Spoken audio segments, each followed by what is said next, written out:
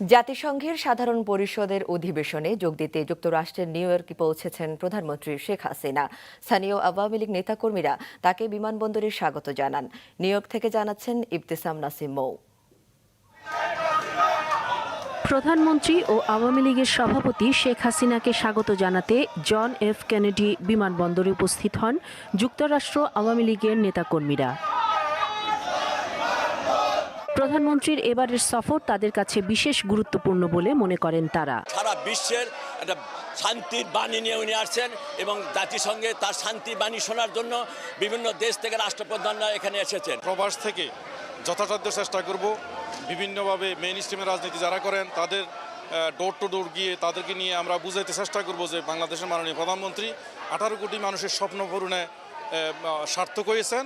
আমরা মাননীয় প্রধানমন্ত্রীকে আবার ক্ষমতায় দেখতে চাই। যুক্তরাষ্ট্র আওয়ামী লীগের প্রত্যেকটা নেতাকর্মী আনন্দে উচ্ছ্বসিত, কারণ আপনারা জানেন বাংলাদেশ আওয়ামী লীগের শেষ ঠিকানা, শেষ আশ্রয়স্থল জননেত্রী শেখ হাসিনা।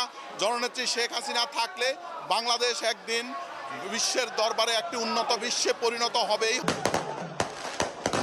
স্থানীয় সময় রাত প্রায় 11টার দিকে অবতরণ করে প্রধানমন্ত্রীকে বহনকারী বিশেষ বিমান।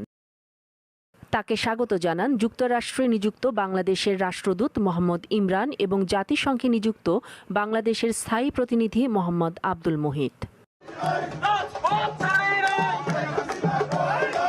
বিমানবন্দর থেকে আবাস স্থলে যাবার সময় প্রধানমন্ত্রীকে হাত নেড়ে স্বাগত জানান যুক্তরাষ্ট্র আওয়ামী লীগ ও সহযোগী সংগঠনের নেতাকর্মীরা।